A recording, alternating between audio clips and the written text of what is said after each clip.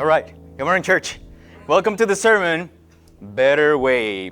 So in the last Sundays, we were talking on Romans chapter 12 and 13.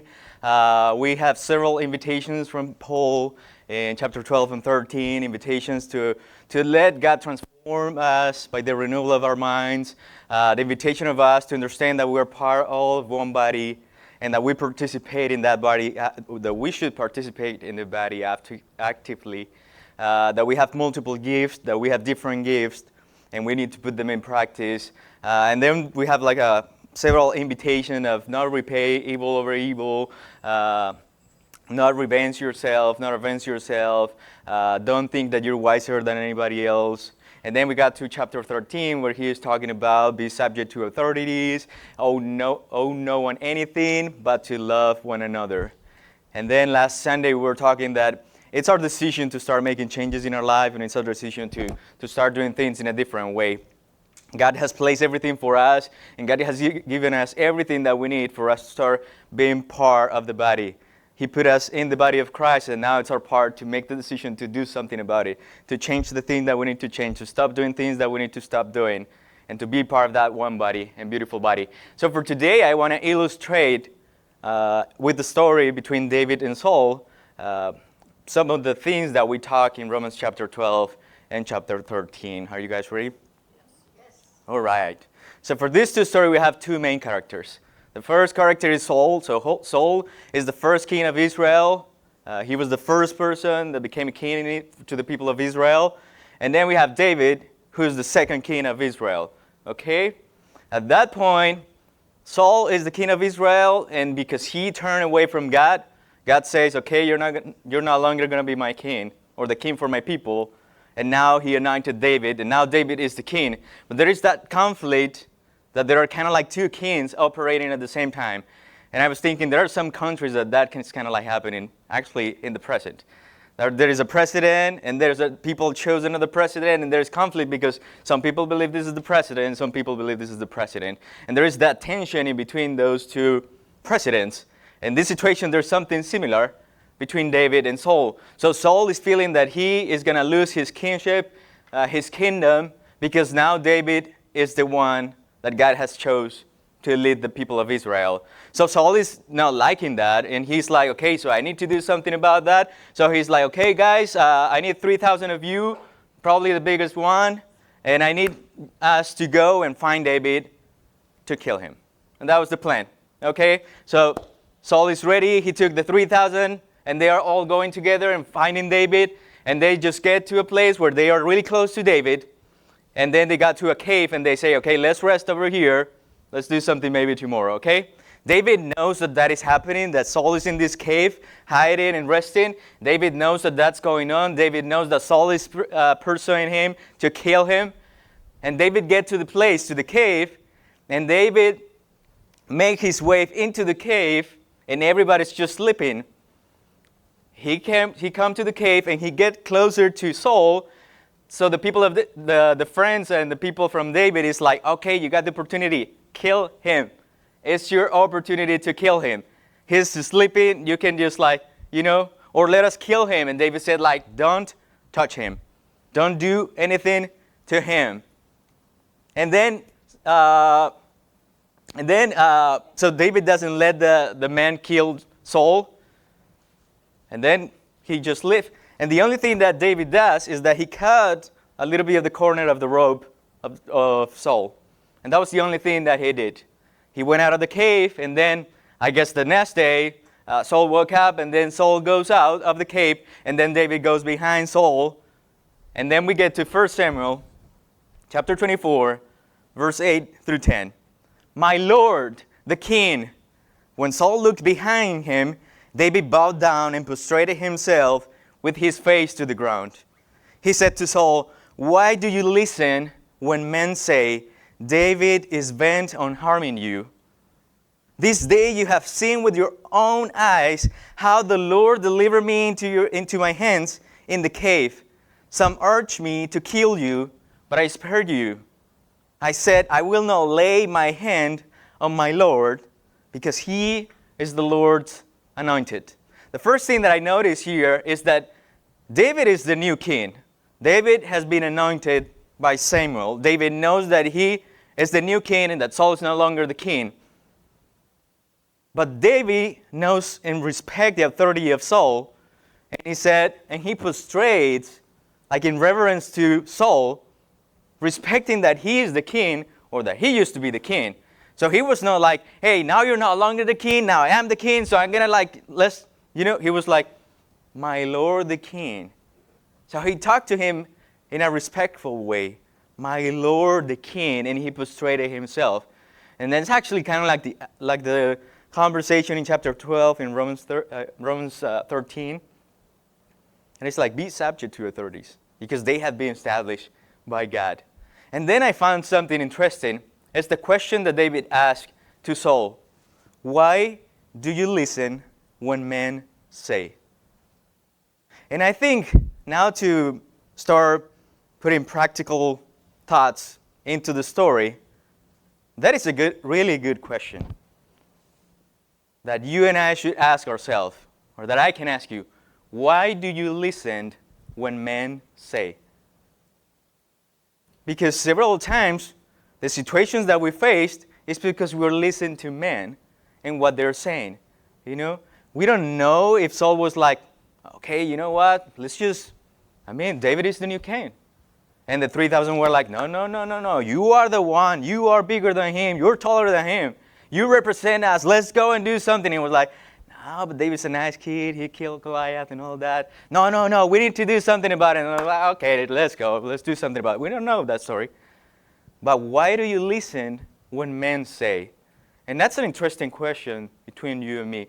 Because some of the times when we are reacting in a negative way towards other people, it's not because we're listening from God. It's because we're listening what men say. Why do you listen when men say? And that creates part of the problem in this situation. And part of the tension is when we start listening to men instead of God. When we start believing more in what men say, what you and I said. And of course, there is wisdom in asking to people, but in this case, it's negative influence towards you. We're not talking about the good ways when we go and talk to people to find wisdom. But in this case, it's people that are taking you to harm another person, to do something against another person. And the first question David asked, he didn't ask, why are you persecuting me? Why are you doing that? You're no longer the king. Do you know that God has anointed me already? Do you know that? Why do you listen when men say? Interesting question for us. And then he says, but I spare you. And but I spare you, another way to say that is, but I have compassion on you.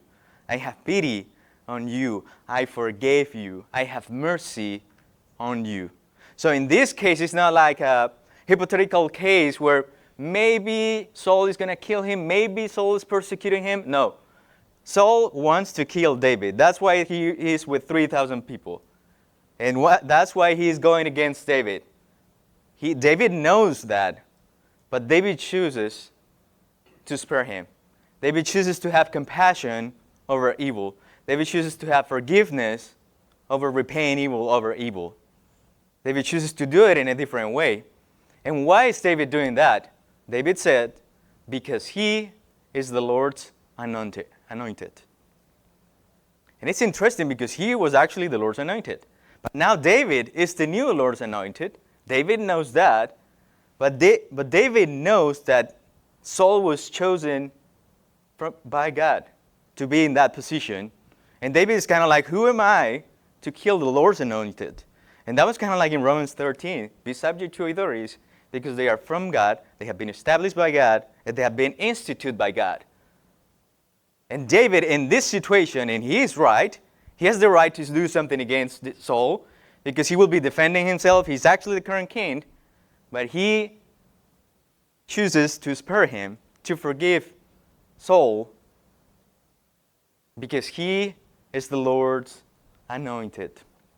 I will not lay my hand on that person because he is the Lord's anointed. And I think we can change that phrase and think it sometimes when we are thinking about people that we don't like, people that are persecuting us, people that are attacking us, people that are attacking and harming our families, or the people that we love. And that will be like a good thought to have in our minds. I will not lay my hand on that person because, and you can fill the gap. And those gaps may be because that person is the Lord's creation, because that person is the Lord's beloved, because that person is the Lord's children, because that person also deserves an opportunity, because God loved that person as well, because Jesus came for that person as well. I will not lay my hand on that person because that person is, and you can have multiple reasons on why you shouldn't be the one that is doing something against that person or that group of people. And then we go to verse 11 and 12. See, my father, look at this piece of your robe in my hand. I cut at the corner of your robe, but I did not kill you. See that there is nothing in my hand to indicate that I'm guilty of wrongdoing or rebellion. I have not wronged you, but you are hunting me down to take my life. May the Lord judge between you and me, and may the Lord avenge the wrongs you have done to me, but my hand will not touch you. And you can see in those verses, those principles in Romans chapter 12 and 13, where Paul is saying, do not repay evil with evil. Do what is right. Do not take revenge. And that's what David is pretty much saying in the whole verse. I'm not going to do that, but I'm going to let God do that. I know this is not fair. I know this is not the right thing. I know you're not doing the right thing. I know you're attacking me. I know you wanted to kill me, but I'm not going to lay my hand on you. That's not from me. That's not my responsibility. I'm going to let God handle the situation. But the problem sometimes is that we take ourselves into a place where we think we are the ones that need to do something about it. Because if we don't do something about it, then who's going to do something about it? You know? If I don't say anything, then who's going to say something? If I don't do anything to that person, then who's going to do something to that person? But David, in a first situation, he says, you know that you're attacking me. You know that I haven't done anything to you. At that point, Saul could have said, you did this to me. There was not that coming from him. Because Saul didn't have anything from David. He didn't have any reason to do that. And David is proving and showing him. But then he says, but I will not lay my hand on you. And that is kind of like a good reflection and invitation for us to think. He says, I'm going to let God do that. May the Lord reward you. I know, but my hand will not touch you. You know, the Lord avenge the wrongs you have done to me. Verse 16. When David finished saying this, Saul asked, is that your voice, David, my son? And he wept aloud. And I don't know if you're picturing the situation in your mind. They are not in a private conversation. Saul is with 3,000 men. Probably they are not the smallest guys in the town. Probably they are like big guys, you know, like the rude ones, the ones that we, you know. And Saul was also tall and beautiful. That's what the Bible says. But because of David's reaction, and David's way that he's treating Saul after he was chasing him, after he wanted to kill him, after David had the opportunity to do something against Saul, and because of what David does and say, the only reaction that Saul had is that he started crying.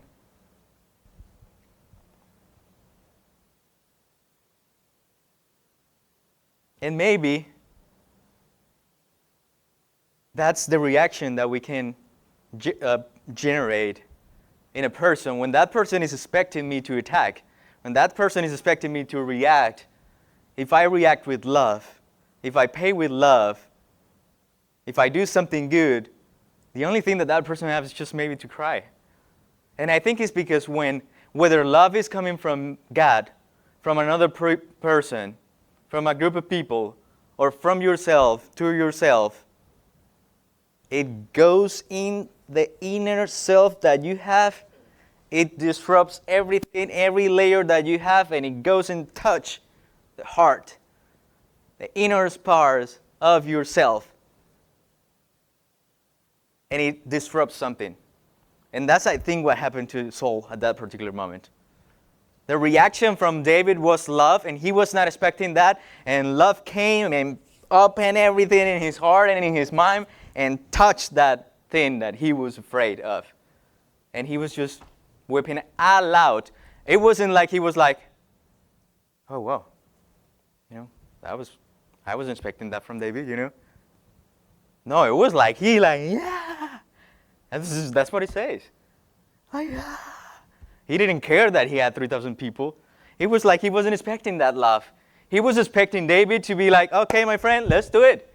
Okay, if you want to fight, let's do it. I killed Goliath, I can kill you. You want to do it with the spear, with swords? Well, let's just do it this way. That's what he was expecting. Or like 3,000 against the group of people that was with David. Let's just do it, man. And that's what happens normally, When a person comes and attacks you, you're like, okay, let's do it. And if it's against someone that I love, let's do it. I'm going to be ready to defend myself. Because this is not fair, because this is and that and that and that. But David reacts with love, and he goes and opens everything in Saul, and boom. The only thing that you had left is just to cry. There's nothing else to do. Verse 17 through 19. You are more righteous than I am, he said. You have treated me well, but I have treated you badly. You have just now told me about the good you did to me. The Lord delivered me into your hands. And that's the interpretation of Saul and also of David, that God was placing everything for him to kill him. I'm going to say something about that later. But you did not kill me. Verse 19, when a man finds his enemy, does he let him get away unharmed? May the Lord reward you well for the way you treated me today. What if because of your actions and the way you react to people, your enemy says something like that about you? Because there's something interesting about this. David didn't say that to him. It was a self-recognition from Saul. David didn't say, you are this and you are that. You did good too. But the situation takes Saul to recognize that you haven't done anything wrong to me. But I am the one doing something against you. And then may the Lord reward you well for the way you treated me today. Can you say that to the person next to you? May the Lord reward you well for the way you have treated me today. Say it to one another. When another person says, you shut up and then listen to the other person. Alex needs that word too. And maybe you're saying that, and maybe you haven't done anything to deserve that. Then do something about it. Then do something about it. Maybe you haven't done any well today to that person. Well, do something about it. Listen to that person. Talk to the person today. Say, stay here, I'm going to bring you tacos. Do something about it. May the Lord reward you well for the way you have treated me today. Do something about it today. And you may think about this story. Towards this point, you can end the story. And then the book of Samuel, that's it. And then everything goes beautiful. You may think they lived happily ever after. And maybe Saul said, okay, that's it. I'm good. That kind of love I cannot comprehend. But that transforms my life. Now I'm going to change. You know what? I'm going to retire up in the mountains. I have everything. I have 3,000 people. David, can you please feed me those times? Or maybe I'm going to be part of the counselor group for David. I can do some good after that situation. Guess what? No. If you go to the next chapter, and also you may think about David, wow, David is a wonderful person, beautiful, come on. It's just like David. Let's just all be like David. If you go to the next chapter, you don't want to be like David. Because we're not idolizing people. We're reflecting on the reaction of David at that particular moment. All right? Not say, let's be like David. But it's just seeing the story at this point, you may think, okay, then love transforms everything. And it's something that sometimes when we react in a positive way, we're expecting everything to change just radically. Now I'm a new person, now that person is going to be, and then the whole world is going to be great. And it doesn't happen like that. And then we get frustrated. And then we get to The 2 chapters later, the next chapter, David goes and do something that he is not supposed to do. And then we get to chapter 26. And in this case, it says that Saul takes his 3,000 men and he goes again after David. So it's like, okay, you know what? It was cute. David was so nice, but we need to kill that guy. You know? Like, we are in danger if we let David just be alive. Okay, let's go. So he put his 3,000 men together again. They go and find David, and they are really close to David. And again, they're getting to a place where they're like, okay, it's tonight, let's fall asleep, and tomorrow we're going after David. We're going to kill him. All right? David, again, knows about the situation. David gets closer to the place where Saul is with 3,000 people.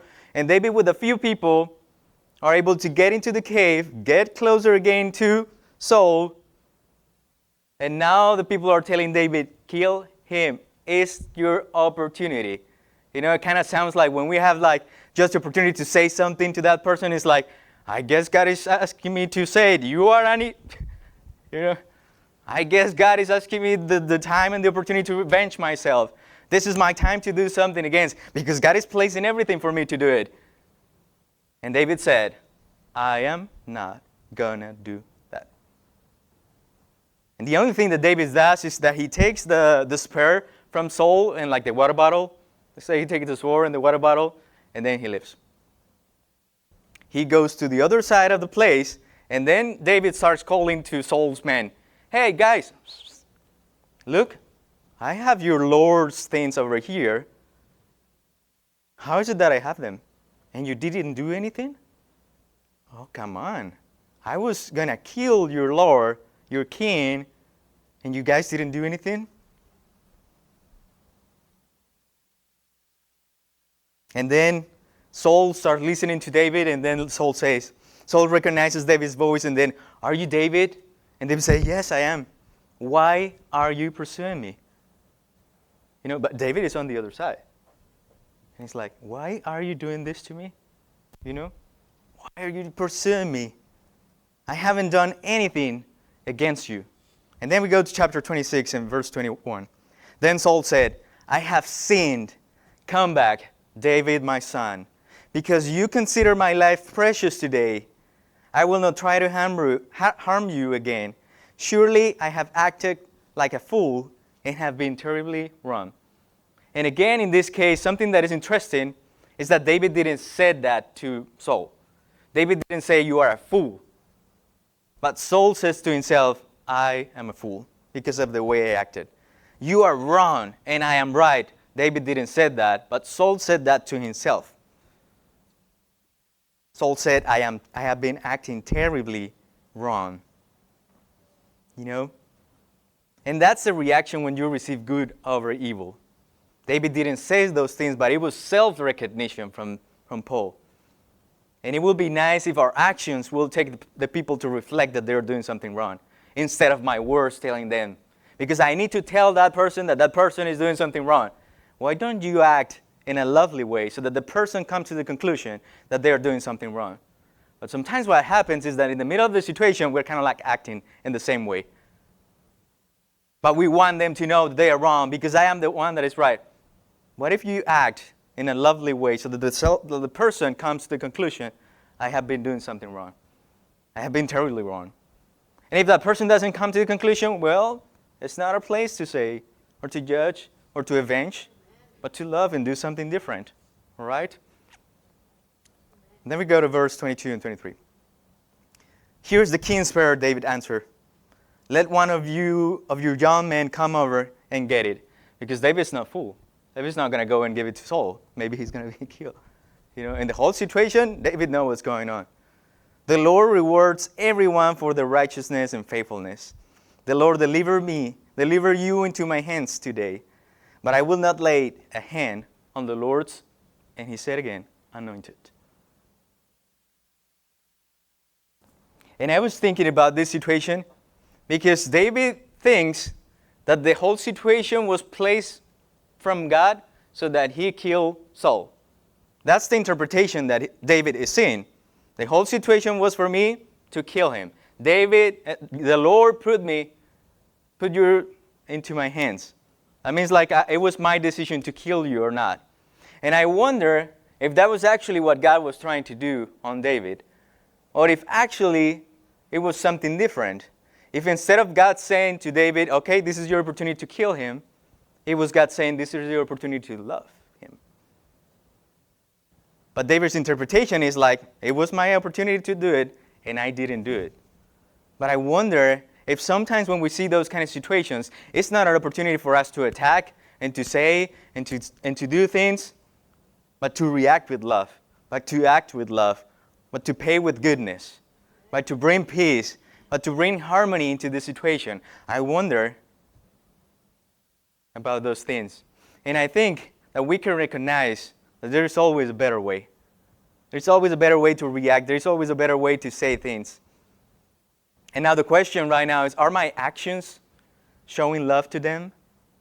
Are my actions showing love to the people that are persecuting me, to the people that are attacking me? My actions, not my words. Are my actions letting that person reflect and think, maybe I'm doing something wrong? Maybe I have been doing something wrong and you are not doing anything against me. Are your actions showing love to them? Are your actions showing love to God? Are your actions showing love to yourself?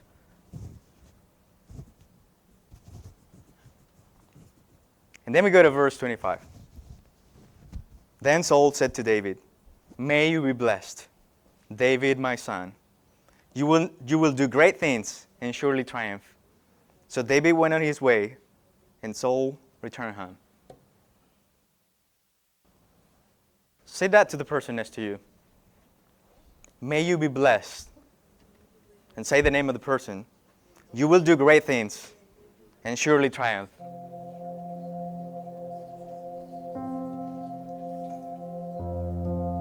You will do great. You will do great things and surely triumph.